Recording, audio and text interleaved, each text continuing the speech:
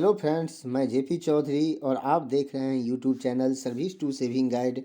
आपका service to saving guide में बहुत बहुत स्वागत है। दोस्तों, जैसा कि आप जानते हैं कि नवोदय विद्यालय समिति के जो एम्प्लॉयज़ हैं उनका ट्रांसफ़र प्रति साल एनुअल ट्रांसफ़र ड्राइव के थ्रू किया जाता है। और यह ट्रांसफ़र जो है सो ट्रांसफ़र पॉलिसी 2012 के तहत किया जाता है। और इसमें कई सारे प्रायोरिटी कैटेगरीज का मेंशन किया गया है, यानी कि प्रायोरिटी ग्राउंड है जिसके आधार पर नवोदय विद्यालय समिति के स्टाफ चॉइस पोस्टिंग के लिए अप्लाई कर सकते हैं। और उसमें से एक है ट्रांसफ़र ऑन मेडिकल ग्राउंड, जो कि प्रायोरिटी कैटेगरी में आता है। और इस वीडियो में बताने जा रहा हूं कि अगर आप मेडिकल ग्राउंड पर ट्रांसफ़र के लिए अप्लाई करना चाहते हैं तो आपको कौन कौन सी शर्तों का पालन करना पड़ेगा या पूरा करना पड़ेगा। जैसा कि आप जानते हैं कि ट्रांसफ़र पॉलिसी 2012 के अलावा ट्रांसफ़र गाइडलाइन 2015, 2018, 2019 और 2020-21 में भी शर्तें जारी की गई है जिसको पूरा करना पड़ता है। तब आप मेडिकल ग्राउंड पर आप ट्रांसफ़र के लिए चॉइस पोस्टिंग के लिए आप अप्लाई कर सकते हैं। तो इस वीडियो में आपको जानकारी मिलने वाला है कि कौन कौन से सीरियस डिजीज हैं जिसके आधार पर आप ट्रांसफ़र के लिए अप्लाई कर सकते हैं। और ये जो सीरियस एलिमेंट या डिजीज है इसका प्रायोरिटी कैटेगरी क्या होता है, या कौन कौन से फैमिली मेम्बर अगर बीमार हैं या उनको कोई सीरियस डिजीज है जिसके आधार पर आप ट्रांसफ़र क्लेम कर सकते हैं, या आपका टेन्योर होना कितना ज़रूरी है, मेडिकल केस में ट्रांसफ़र काउंट क्या होता है, डिस्प्लेसमेंट काउंट क्या होता है, अगर आप ट्रांसफ़र के लिए अप्लाई करते हैं तो कौन से सर्टिफिकेट आपको प्रोड्यूस करना पड़ेगा, और ट्रांसफ़र से पहले जो डिजीज़ का ड्यूरेशन है वो कितना होना ज़रूरी है।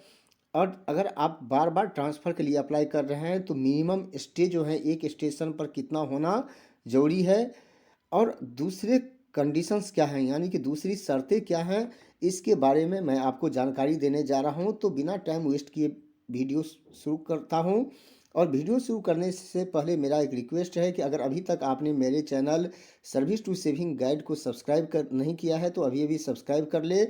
और वीडियो देखने के बाद अच्छा लगे तो आप कमेंट सेक्शन में लिख कर ज़रूर बताइएगा कि यह वीडियो आपको कैसा लगा।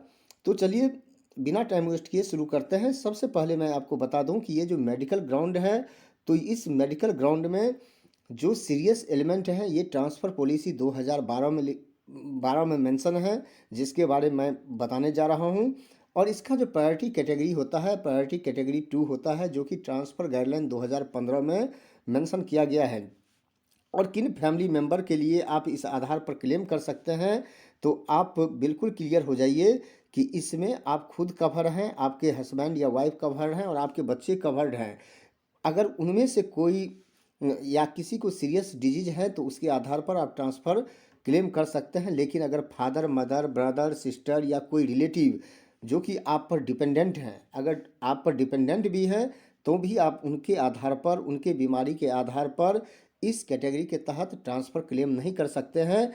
ऐसा ट्रांसफ़र पॉलिसी 2012 और ट्रांसफ़र गाइडलाइन 2018 में उल्लेख किया गया है। उसके आधार पर मैं आपको बता रहा हूँ। अब दूसरी बात जो है कि टेन्योर या फिर ट्रांसफ़र काउंट कितना होता है, इसके लिए ये भी आप जान लीजिए कि इसके लिए कोई टेन्योर नहीं होता है। सबसे पहले अगर किसी को अगर कोई सीरियस इलनेस है तो वो ट्रांसफ़र ड्राइव यानी कि एनुअल ट्रांसफ़र ड्राइव के थ्रू अप्लाई कर सकते हैं चॉइस पोस्टिंग के लिए। लेकिन अगर ट्रांसफ़र ड्राइव तक वेट नहीं किया जा सकता, यानी कि बीमारी गंभीर है, तो कॉम्पिटेंट अथॉरिटी किसी भी टाइम उस आदमी का ट्रांसफ़र कर सकता है चॉइस प्लेस पर, बशर्ते कि वहाँ पे सीट वैकेंट हो। यह पैरा 2B के ट्रांसफ़र पॉलिसी 2012 के हिसाब से मैं बता रहा हूँ। और 2015 की जो गाइडलाइन आई है, 2015 के गाइडलाइन में बताया गया है कि इसके लिए कोई ट्रांसफ़र काउंट होना ज़रूरी नहीं है, जबकि ट्रांसफ़र पॉलिसी 2012 में ट्रांसफ़र काउंट के लिए भी पॉइंट दिया गया है। लेकिन ट्रांसफ़र गाइडलाइन 2015 में कहा गया है कि ये ट्रांसफ़र काउंट के तहत कवर नहीं है, यानी कि ये ट्रांसफ़र काउंट इस पर लागू नहीं होता है, इस केस में लागू नहीं होता है। इसके बाद कि कई सारे एम्प्लॉई बारंबार ट्रांसफ़र ले रहे थे जिससे दूसरे लोगों को परेशानी होती थी। इसलिए ट्रांसफ़र गाइडलाइन 2018 में बताया गया कि जिस एम्प्लॉई का जो नॉर्मल टेन्योर है वो 10 ईयर्स है या फिर 5 ईयर्स है कैडर के हिसाब से, तो 10 या 5 वर्ष में एक बार ट्रांसफ़र के लिए इस कैटेगरी के तहत अप्लाई कर सकते हैं। इसके बाद जो जानना है कि अगर एक बार आपने ट्रांसफ़र ले लिया और फिर आप ट्रांसफ़र इसी ग्राउंड पर लेना चाहते हैं, तो ऐसा आप 2 वर्ष पूरा करने के बाद कर सकते हैं, चाहे आप न्यू एम्प्लॉई हो या फिर ओल्ड एम्प्लॉई हो। 2 वर्ष स्टे के बाद आप इस कैटेगरी के तहत ट्रांसफ़र के लिए अप्लाई कर सकते हैं। ऐसा ट्रांसफ़र गाइडलाइन 2019 में मेंशन किया गया है। अब कौन कौन से सीरियस डिजीज़ हैं जो इसके तहत कवर्ड है, तो मैं आपको बता दूं कि इसका मेंशन ट्रांसफ़र पॉलिसी 2012 में किया गया है, जिसके बारे में बताने वाला हूं। लेकिन और कुछ शर्तें जान लीजिए कि जब जो ट्रांसफ़र कट ऑफ डेट होता है, जो भी सीरियस डिजीज़ के बारे में अभी बताने जा रहा हूं, वो ट्रांसफ़र कट ऑफ डेट से 5 वर्ष के अंदर ही होना चाहिए। अगर उससे पहले का है तो ऐसा यानी कि इस कैटेगरी के तहत आप ट्रांसफ़र क्लेम नहीं कर सकते हैं। ऐसा ट्रांसफ़र गाइडलाइन 2012 में दिया गया है।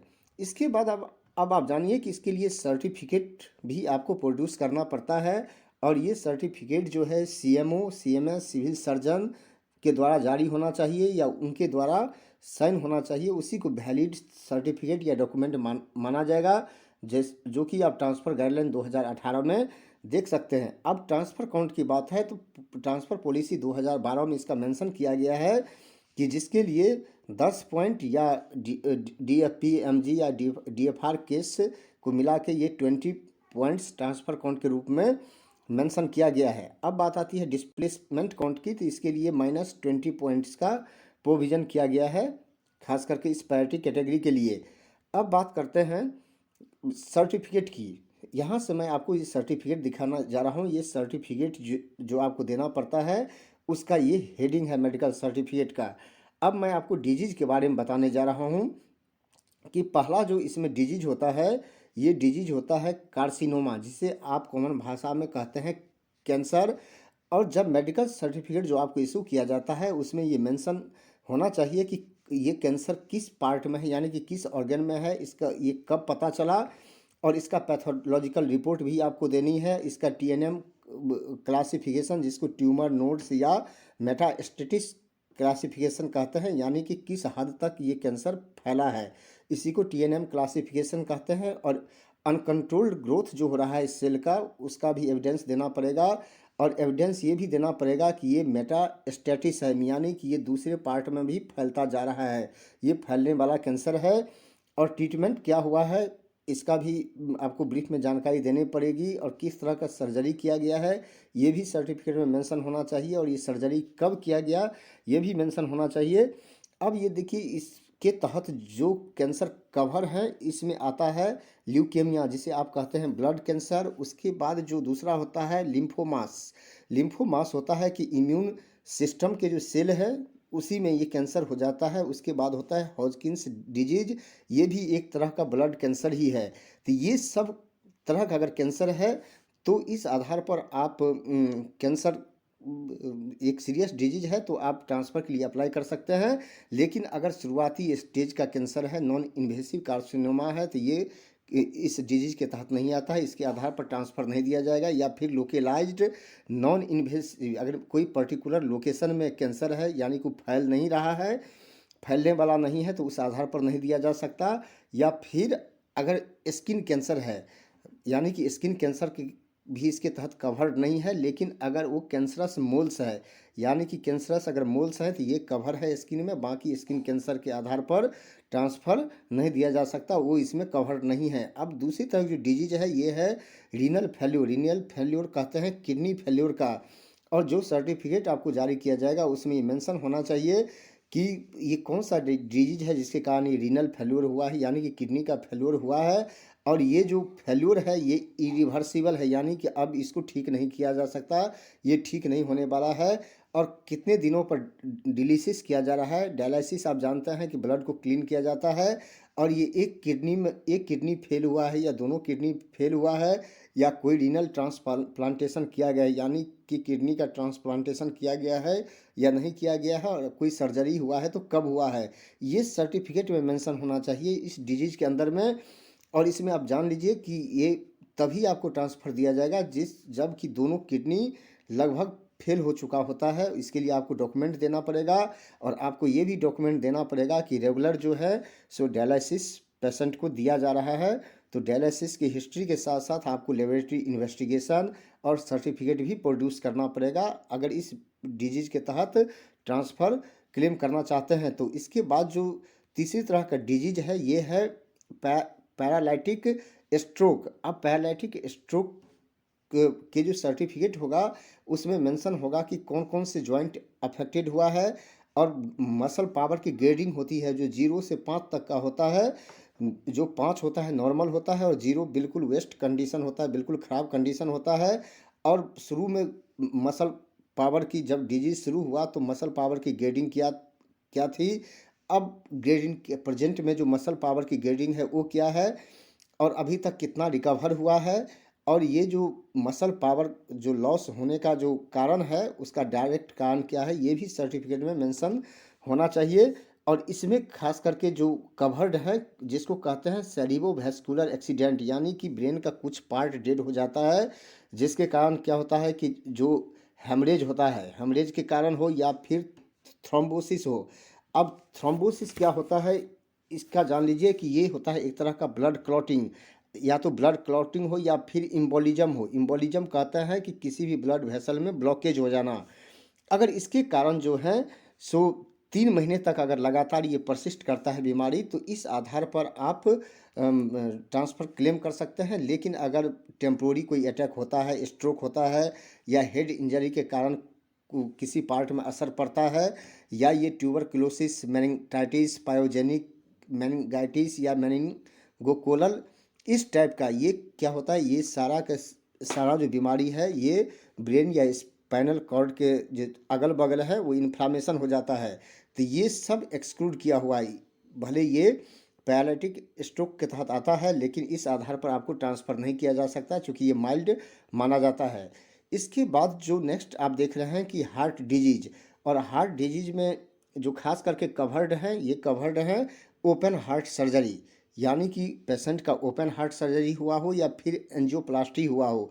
यानी कि जब आप ट्रांसफ़र के लिए अप्लाई कर रहे हैं यानी कि ट्रांसफ़र का जो कट ऑफ डेट है उससे 5 वर्ष के अंदर होना चाहिए और ये सर्टिफिकेट में क्लियर मेंशन होना चाहिए कि ओपन हार्ट सर्जरी कब हुई या एंजियोप्लास्टी कब की गई, सर्जिकल प्रोसीजर क्या रहा और कौन से किस डॉक्टर ने सर्जरी की है और किस हॉस्पिटल में हुआ है, ये सारा मेंशन आपके मेडिकल सर्टिफिकेट में होना चाहिए। इसके बाद है थैलासीमिया। थैलासीमिया आप जानते हैं जिसको हम कहते हैं खास करके ब्लड का कमी हो जाना, और जब ब्लड का कमी होता है तो हेमोग्लोबिन लेवल मेंटेन करने के लिए बराबर ब्लड ट्रांसफ्यूजन किया जाता है या अलग अलग तरह के थेरेपी भी दिया जाता है। तो इसके तहत जो थैलासीमिया मेजर है जिसमें क्या होता है ब्लड ट्रांसफ्यूजन करना पड़ता है या ब्लड को रिप्लेस करना पड़ता है वो भी हर 3 महीना के अंदर करना पड़ता है, तो इसको थैलेसीमिया मेजर माना जाता है। और यह मेडिकल इसके लिए मेडिकल डॉक्यूमेंट होना चाहिए और कितने दिनों पर ये ब्लड ट्रांसफ्यूजन किया जा रहा है उसका भी आपके पास में डॉक्यूमेंट होना चाहिए। तो इसके आधार पर यानी कि इस थैलासीमिया के आधार पर आप ट्रांसफ़र के लिए अप्लाई कर सकते हैं, ट्रांसफ़र क्लेम कर सकते हैं। लेकिन इसमें थैलासीमिया माइनर होता है, यानी कि आपने भोजन ठीक से नहीं लिया, इन्फेक्शन या स्ट्रेस या पूरा न्यूट्रिशन नहीं मिलने के कारण अगर ब्लड की कमी होती है तो ये इसके तहत कवर नहीं है। या किसी पेशेंट को थैलासीमिया है लेकिन ब्लड ट्रांसफ्यूजन की ज़रूरत नहीं है तो इस केस में भी यह इस सीरियस एलिमेंट के तहत कवर नहीं होता है, उसके आधार पर ट्रांसफ़र नहीं दिया जाएगा।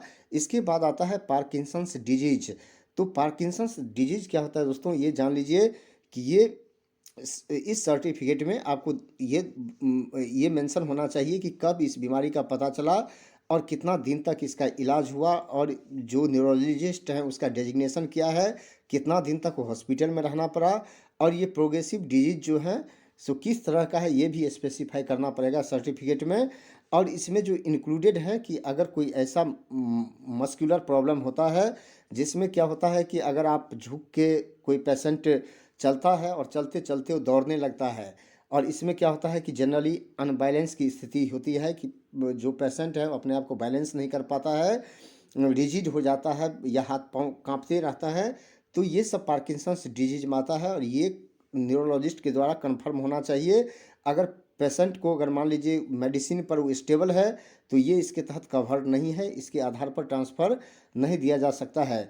इसके बाद इसके लिए जो रिक्वायरमेंट है, इसके लिए डिजीज का पता कब चला, कितना दिन हॉस्पिटल में रहना पड़ा, किस पार्ट को अफेक्ट किया है, डिस्चार्ज समरी, ये सारा डॉक्यूमेंट आपको सबमिट करना पड़ेगा इसके साथ। इसके बाद जो लास्ट डिजीज है ये है मोटर न्यूरॉन डिजीज। और ये मोटर न्यूरॉन डिजीज जो होता है इसमें सर्टिफिकेट में देना पड़ेगा कि ये कब पता चला, इस डिजीज का कितना दिन तक इलाज चला है, और उस न्यूरोलॉजिस्ट का नाम क्या है जिसने ये ट्रीटमेंट किया है। ईएमजी या एमआरआई रिपोर्ट भी आपको देनी पड़ेगी, और मसल की ग्रेडिंग क्या है, तो ये सारा चीज़ आपको देना पड़ेगा। और इसके कारण क्या होता है कि बॉडी में ट्विचिंग होता है, या बोलने या किसी चीज़ को निगलने में भी परेशानी होती है मोटर न्यूरॉन डिजीज में।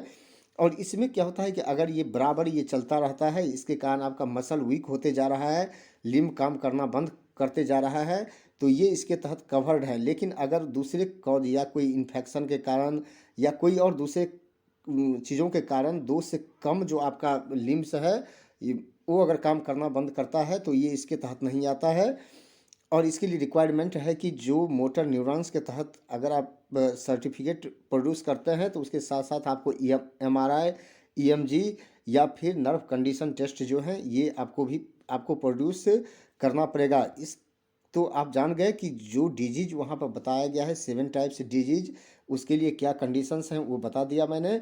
अब देखिए उसके नीचे में डॉक्टर का जो है साइन होगा वहाँ पर, उसके बाद पेशेंट का भी साइन होगा, और उसके बाद में सीएमओ, सीएमएस या सिविल सर्जन का साइन होगा, उसका सील लगेगा। उसके बाद जो प्रिंसिपल है तो प्रिंसिपल एनालाइज जो भी है फिर वो भी अपना साइन करेंगे और उस पर सील लगाएंगे। इतने प्रोसीजर के बाद जो है आपको सीरियस एलिमेंट या सीरियस डिजीज के आधार पर आपको ट्रांसफ़र दिया जा सकता है।